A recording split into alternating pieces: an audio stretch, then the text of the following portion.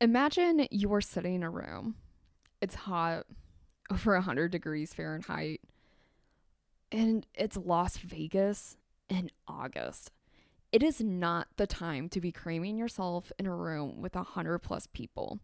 You are attending what is essentially known as one of the top tier cybersecurity conferences. And because of how top tier it is, it's very crucial that you manage your time effectively because you're going to and from all these different talks. You're participating in hands on training, workshops. You got to grab your swag, all the stickers. And then on top of it, you have to go to these happy hours, networking events. And then also, you want to need to have time to take a nap and also eat the hotel breakfast because you're about to do this again the following day. Now, being at this conference and you having to take the time to look at the speaker schedule, you hear whispers in the hall. Is he here? Is he here? I heard he's here. No way, he's here. They would never, ever keep this such of a secret. And you're thinking to yourself, what are they talking about? Who is here? Why do people care? Like, there's all of these amazing discussions right here. Like, you got to make sure that you're in the room to get a good seat to ensure that you could talk to the speaker after. But you start seeing people funnel into this room. And so the curiosity gets you because if everyone else is going in this room and they're talking and whispering about this so said person being here, you want to know what's going on. You want to see this special person that you have no idea who it is. And so you follow the crowd. Now you get wedged between all of these people. You're not even in the doorway. You're standing a little bit out, and there's crowds of people still hovering right around you. And you can feel the beads of sweat from those in front of you and those next to you and behind you, but you don't care because you're on your tippy toes and you can see the very well-known frosted tips. In fact, you can hear the powerful inflection in his voice. The speaker was not on the agenda. In fact, he was nowhere advertised to be speaking at this event. This man, this secret man, is a multi-millionaire who has criminal history of dealing unlicensed narcotics and possession of unlicensed weapons, in addition to him literally just being on the news for fleeing Belize due to him being a person of interest in investigation of a person responsible for first-degree murder. John McAfee, right there, in the flesh and bone, speaking at DEF CON 22 in 2014. This is one of the biggest cyber conferences of the year to promote educational learning for the InfoSec community. And there's John, a wanted criminal worth multi-millions of dollars, surprising everyone at DEF CON 22 to talk about his website he built for public complaints. But John McAfee, the business entrepreneur, the pioneer of cyber technology, who founded the McAfee antivirus, how did he end up here in Vegas? What happened to him?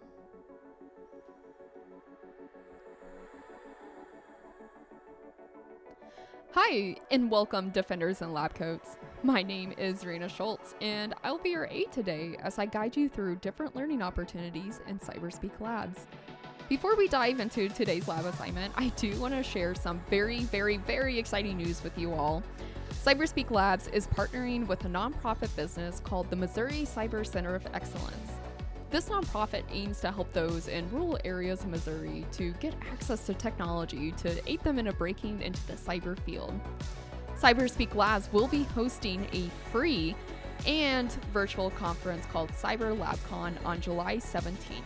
We are aiming to raise funds for the nonprofit to help those to get into the cyber community who might not have the resources to learn more.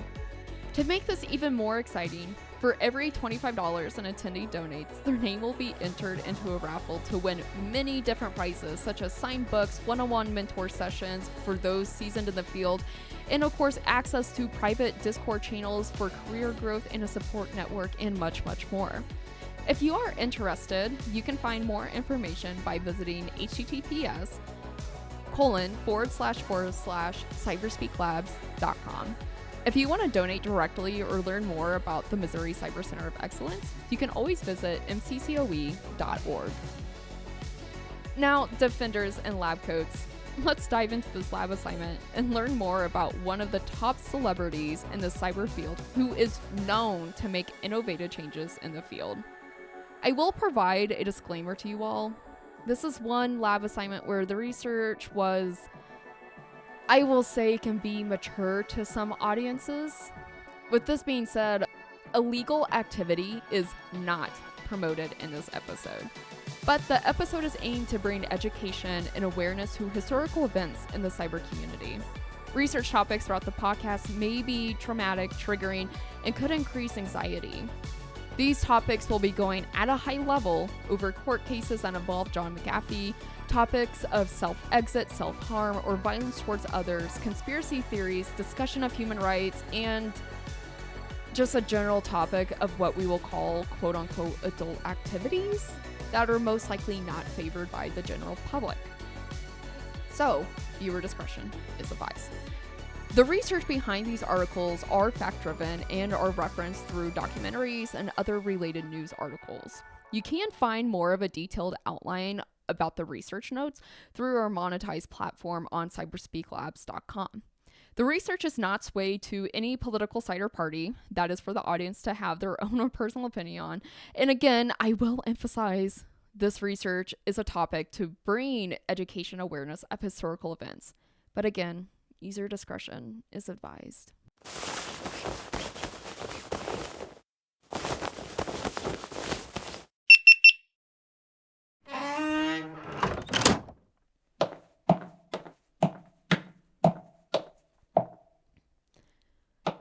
To really get a grasp of who John McAfee was, I think it's important to go all the way back in time as to how far he was raised and who his parents are.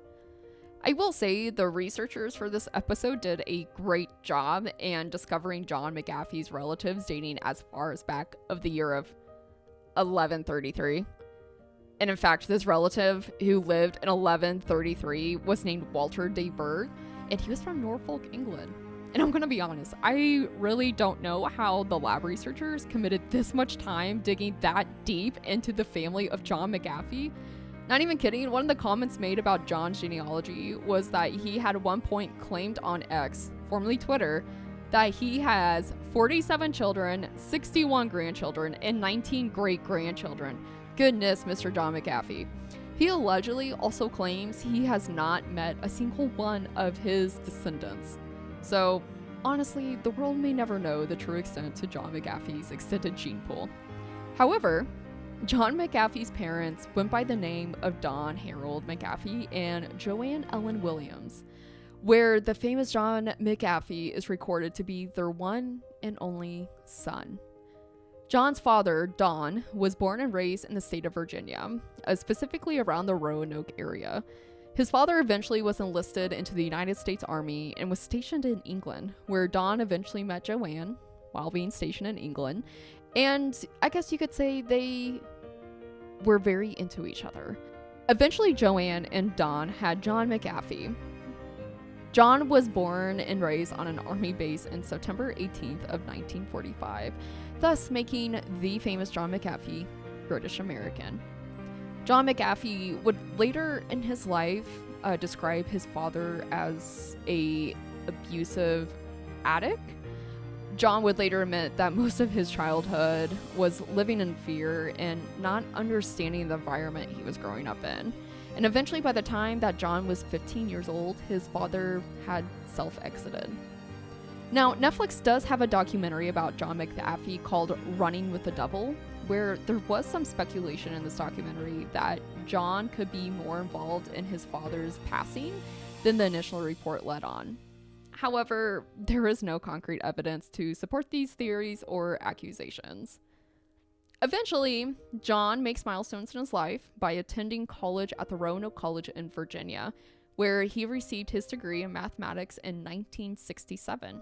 John wanted to continue to pursue higher education and was later accepted into the University of Louisiana at Monroe. formerly known as Northeast Louisiana State College, where he decided to pursue his PhD in mathematics. John was a very bright, very educated person, and of course, he was very invested in his studies. Some might say too invested, because not even a year into his program, John was expelled in 1968 because, well, let's just say the university was not in favor of having relationships with students and faculty. Yet it worked for John because he loved this girl.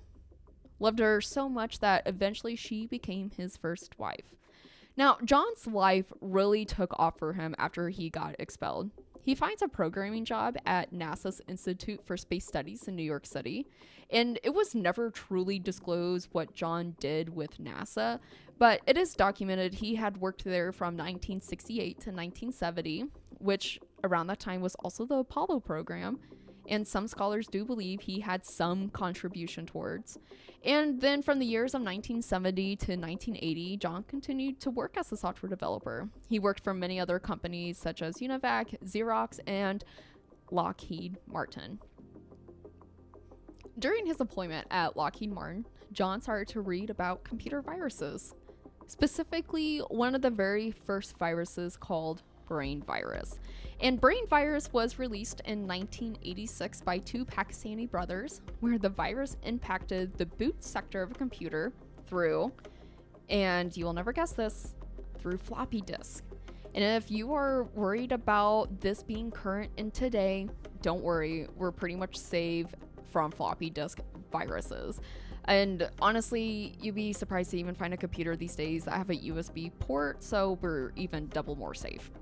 Now, when reading about this virus, John later would claim that this virus fascinated him and terrified him at the same time. John saw this as future of the tech industry, and he would later create his own program that he claimed to be an antivirus scanning tool. This was the first of its kind, where a program can scan for a virus on a person's computer and then just remove it upon detecting it. And in 1987, a year after reading about the brain virus, McAfee created McAfee Associates Incorporated, where John began to sell his antivirus tool called VirusScan. And also, during this time, John had separated from his first wife and is now pursuing marriage with his second wife, Judy. If you're curious, Judy was a former flight attendant for American Airlines, so I will let you craft some story as to how John probably met her on a flight going somewhere fun and fell in love with a flight attendant. However, when John McAfee had first started to sell this product, he claims he was not focused on a large user base of paying customers. He just wanted to spread the general awareness about computer viruses, which, who would have guessed, somehow ended up instilling fear into the public about being afraid of computer viruses. So people started purchasing VirusScan, which by 1990, 13 years after creating McAfee Associates Incorporated, John McAfee was making $5 million a year, and also had started to rebrand VirusScan into the McAfee antivirus. And as surprising as this may sound, McAfee eventually had stepped down as CEO, and he also would later sell his stake in the company. Intel went and reached out to McAfee and expressed interest in buying the McAfee antivirus. John would respond with, and I quote, "I am now everlastingly grateful to Intel for freeing me from a terrible association with the worst software on the planet." Which, sure, there were some mild conspiracies that John would purposely have the McAfee antivirus agent deploy a virus sample to scare users into thinking they would still need the software, or the fact that some people conspirize that John was spying on them through the antivirus software. But I also found it mildly humorous at John's response, because I don't think he can be freed from any association with a leading antivirus tool called McAfee, and his last name being McAfee. Anyways, not relevant to the research. But eventually John did agree and sell his company to Intel. John eventually entrepreneured his way into other adventures, and in 1994 he founded a company called Tribal Voice.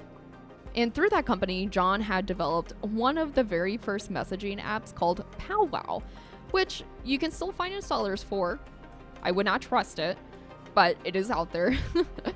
John also joined board of directors for a firewall software company called Zone Labs in the early thousands. Eventually, Zone Labs was later acquired by a very reputable company in 2025 that is known as Checkpoint Software in 2003. Outside of his work in the tech industry, McAfee just divorced his second wife in 2002. And throughout this, he had bought a meditation retreat in Colorado. I don't know if this was John's way of coping with multiple divorces and running a very large tech company, or the fact that he just fell in love with Colorado and what Colorado had to offer. But he became a yoga instructor, and in fact, he had authored 4 books on yoga and meditation, which honestly doesn't have that bad of reviews on Goodreads and Amazon. You can still buy these books today. Eventually, in 2007, 2008, this was a very interesting year. And if you watch any of the documentaries or read more about John McAfee, well, I will say this time was probably one of the most pivoting times in his career in life. During 2007 and 2008, there was an economic financial crisis. This led to a global recession, and John had invested or was building many mansions in the states that become unsold or eventually unfinished. And his net worth went from $100 million a year to $4 million a year during this time. And later in 2009, John purchases a beachfront property in Belize and another property more close to the mainland village in Belize. Now, there are different conspiracies as to what John wanted to do with these properties. And what I will say in the most G-rated way to not get censored is he wanted to start a farm to support medical research. Now, some of John's supporters say that the plants he was growing was actually for antibiotics, where other supporters were saying, well, John supporting aid another way. Regardless, good for John for wanting to have hobbies, and, you know, he might be growing plants for antibiotics. I personally grow tomatoes for salsa in my backyard. We all have our hobbies. Either way, John also started to show early signs of paranoia around this time, and doctors and psychologists have not provided reasoning since, and even if they could, this is protected by HIPAA with his family. But how he was getting so said paranoia started to grab attention to the public eye.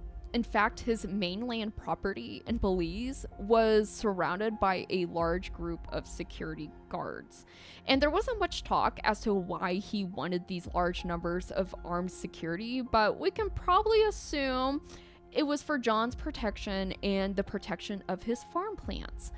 Now, in 2010, John did start a company called Quorum X, which did focus on production of herbal antibiotics and started to date a young entertainer, which eventually he married a few years after. As he continued to live in Belize, John is eventually on the run for being a person of interest for the death of his neighbor, Gregory Fowl. And with his rising paranoia, John flees the country to Guatemala, where he's officially arrested and deported to the United States. During this chapter of his life, John hired a documentary crew to capture the raw footage of John's run throughout the years.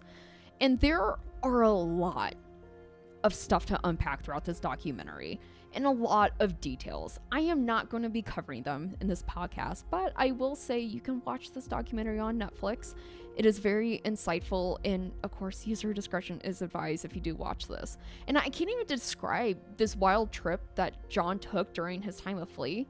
And there is a reason, in my opinion, why Netflix calls this documentary Running with the Devil, because it is literally the world of John McAfee.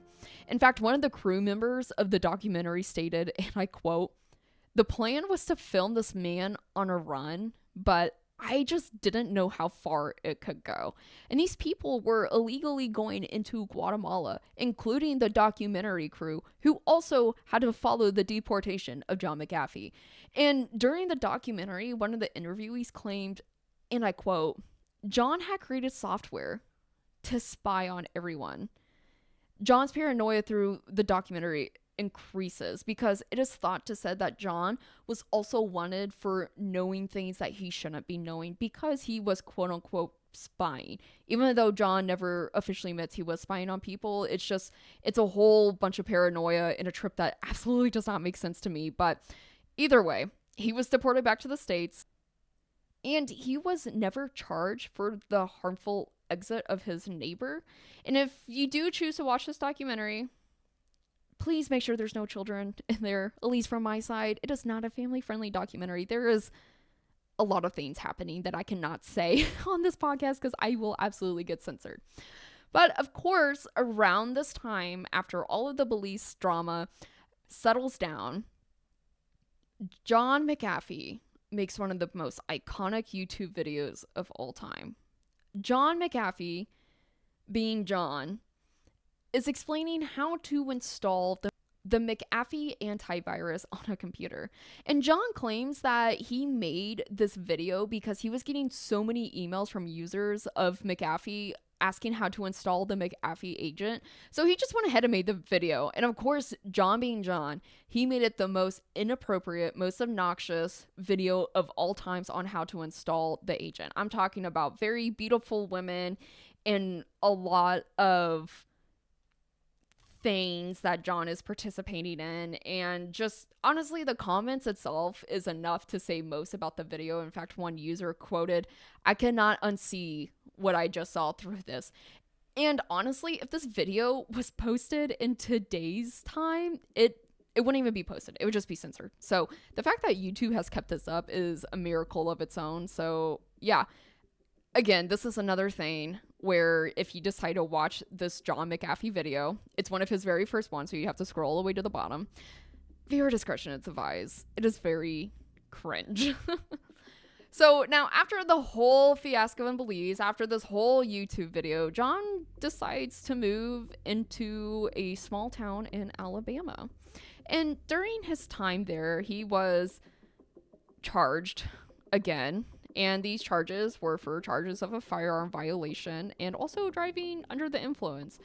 And I'm sure these charges did not faze John because, again, right? Why would it? It's John McAfee.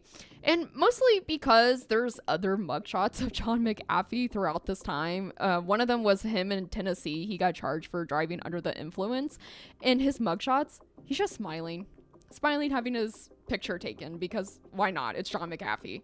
And so eventually this had led us into 2014. This is DEF CON 22. It's hosted in Las Vegas. And John McAfee, being who he is, does a surprise keynote visit for DEF CON 22. And he talks about applications for smartphones. Yeah. In fact, he talks about how applications on smartphones are potentially watching you and how you should fix the security settings. And I'm not gonna lie, like, there is some truth about mobile app security, especially with settings that people don't understand. But it's also ironic how John is talking about how your smartphone can spy on you, even though of all of the accusations against the McAfee antivirus and how John was spying on them and how he was on the run and being paranoid because of all the information he knows from not spying on people. Anyways, it's just a soup of full of iconic comments. Anyways, now John has also discussed how he formed a company that created an application that displays the permissions of other applications installed on your smart device. And it was named Decentral One. And it was offered on the Google Play Store for Android. And during this talk, McAfee also discussed his website called Brown List. It is not active anymore, but if you do have a subscription access to the monetized podcast notes, I do have way back links for this website. And the motto for this website is called it's payback time. And according to John, the website is used to promote opinions and negative thoughts. In fact, when I went to Web Archive, I went to the August of 2014 because this is where his DEF CON talk was, and it was one of the higher traffic footprints to this website, probably because of this talk. And John had advertised on this website that his company will pay for parking tickets if you post a complaint on the website about your parking tickets. And the complaint categories, because you got to pick or choose a category of what your complaint falls under, it ranged from complaining about teenagers to general neighbor annoyances to talking about the government. And John would also say it's better to complain on this website than to hurt someone, which I guess in some way that is true, but it just feels very, very extreme. And you can still scroll and look at some of the comments that were posted during this time. Majority of the comments were about how people didn't like their cable TV service in 2014. Now, as part of John's paranoia and everything that he quote-unquote knew from quote-unquote allegedly not spying on people through antivirus, John claims he knew about World War III. He had started to say how World War III would be cyber warfare and that this would cause smartphones to not be safe. And this is why he was promoting smartphone application security, which again, John had some valid points in his statements. Regardless from what I gathered in the news articles, I would say it was the speaker presentation to not miss. And there were things that are still applicable that John talked about in today's world. And one of them is, like I said earlier, those application security, understanding the settings on your phone, allowing what access. People should be knowing these things before they introduce what could be a backdoor on their phone that could carve all of this information, potentially even your banking information, your passwords, everything else. You know, John McAfee, at this point in 2014, it was very applicable 11 years ago.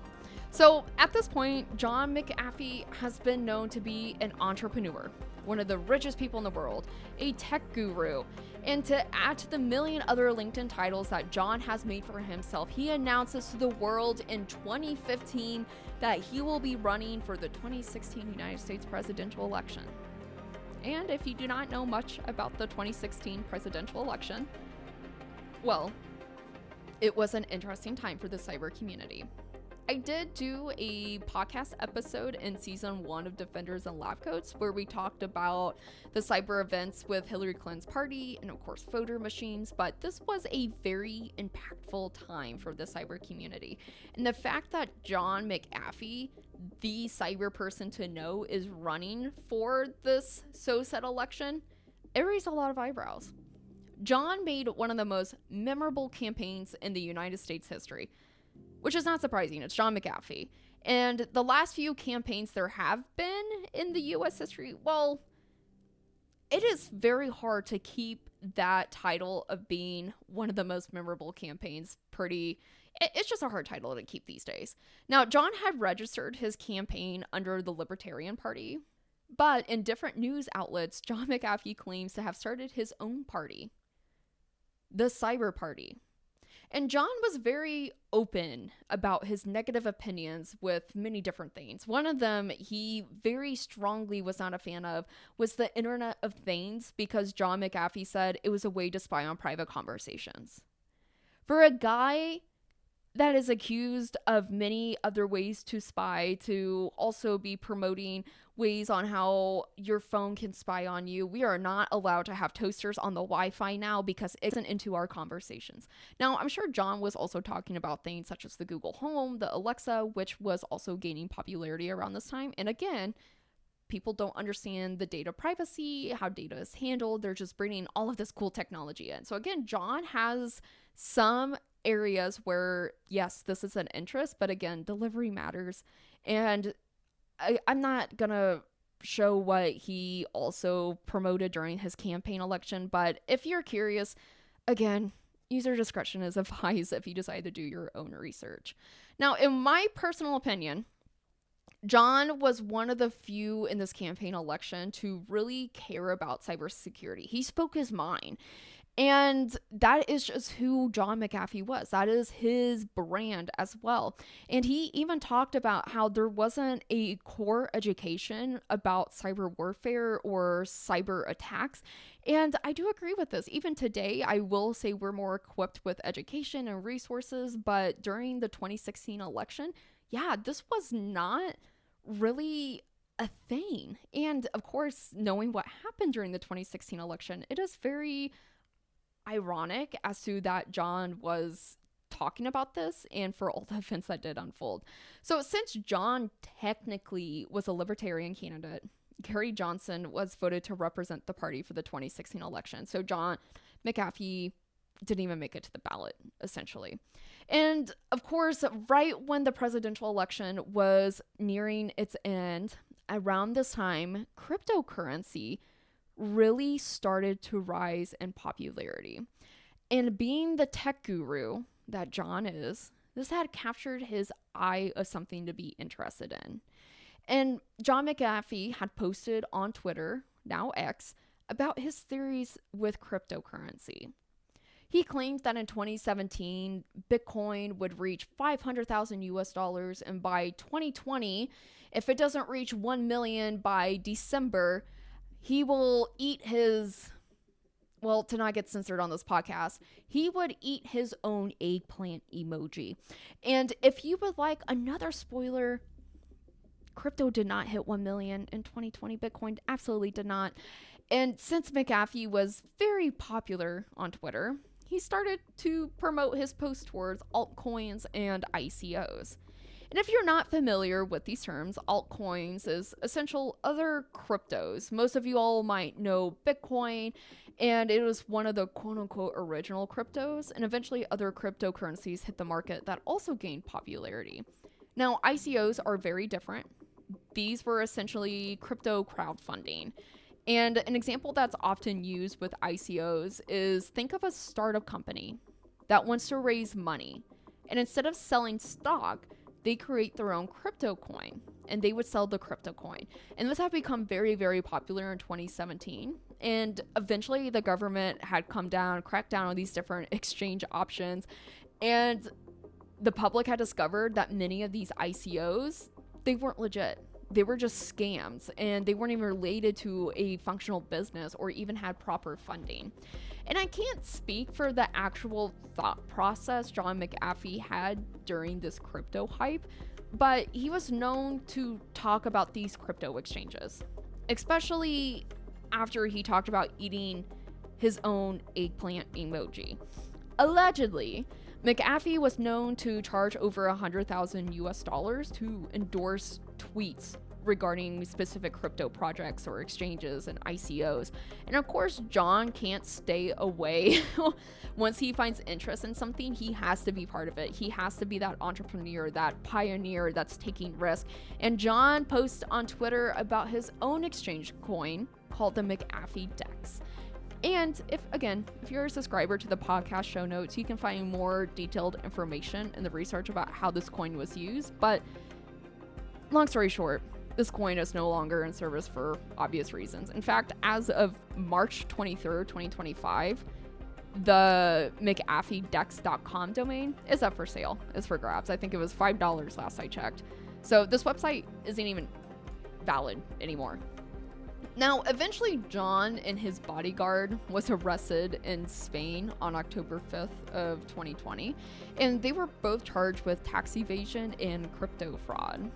In a summary, the SEC and DOJ accused of John, they claimed that it was a pump and dump scheme he would promote, where John and his bodyguard would hype up all of this crypto product, and once it got all hyped and had the public eye, they would turn around and sell it. John was also accused of running a ghost privacy coin project that was not ethical, but again, this was hyped, and when it got released to the market, it was very shady. The marketing itself was shady itself, if that makes sense. And the product not only included a privacy-focused cryptocurrency, but it also claims to include a cell phone service, which again, for someone who's very paranoid about smartphones watching people and also deploying an antivirus about claiming to spy on people, I personally would not buy a cell service from John McAfee. And there was not real information on this product. It was very vague. The posts that John had made were vague. And some people accuse this product to also be copyrighted from existing solutions, which I will not say here on this podcast. You can go look it up yourself. And you can easily say this quote unquote ghost project became a quote unquote ghost town. And once John abandoned the project in 2020 for very obvious reasons, there hasn't been any major development. Some people do claim that the ghost coin itself still does exist, but there's no evidence to show the coin to be evolving or even worth the investment, essentially. Now, during the case, the court had also presented that John had allegedly made millions of dollars from his crypto campaigns, but he had failed to file income tax to showcase his profit.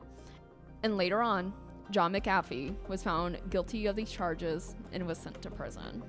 And on June 23rd of 2021, John McAfee had passed away in his prison cell. Autopsy reports show that it was all indications of self-exit from John McAfee, but the public had other conspiracy theories, including his widowed wife. McAfee's lawyer claimed to have frequent and daily conversations with John, and not once was there ever concern of this intent. And McAfee's widow stood by the statement that someone had caused John's death, not the self-exit that was found in the autopsy. Even the public scrolled through John's old social media post and came across a post in 2019 on Twitter where John had wrote, "If I self-exited myself, I didn't. I was swatched. Swatched with a $sign." And even though this had happened in 2021, McAfee's body was left refrigerated until 2023, where his family eventually had a proper service and burial. And there was not enough concrete evidence to state as to why they waited so long for his service. I can only assume it might have been due to the pandemic or likely legal discussions as to what John would have wanted with his passing. And also, John's widow did come forward, and she did say that his death was very sudden and unexpected, and she didn't have a will, which meant that John did not leave an estate or money with her. And John's widow also claims to be working odd jobs to be able to make ends meet currently. So in January of 2025, John's X account became active again. And John's widow did say the account in the chatbot that was created with John's account is to honor John's legacy and memory. And yes, you heard that right, a chatbot. There is a John McAfee AI channel. I did play with it some. It was very intriguing and interesting. It's basically, it claims to be John's conscience, so you can talk to John and his thoughts and everything else. Again, it's in the podcast case notes for this assignment. So, defenders and lab coats. John had left a legacy. He might have not have left a will or any money, but he truly did leave a legacy. And the story of John McAfee feels like it could be created by Hollywood themselves. John was a pioneer, an entrepreneur, and he had set foundations for cyber defense today. Again, I did include the research and interesting findings in the lab's podcast notes for those who have a subscription package through me. If you do not, it is $5 a month, and you can cancel anytime that you would like. This allows you to have insights to why I went with this podcast episode, any cool links, including the community researchers links as well, and any fun findings that I do come across with this research. I also want to give a huge thanks to Joanna Lewis for assisting me with the research for this episode. She is a very amazing go-getter person that is very passionate with the cyber field, and you can find more information about her in her profile by looking at the description of the podcast episode, or even looking at our community contributors page by visiting cyberspeaklabs.com. Again, thank you all for joining me in the lab, and I hope you did learn something new, especially with John McAfee and the pioneer expedition that he did cause for this field. I look forward to collaborating with you all again soon. See ya. Ciao.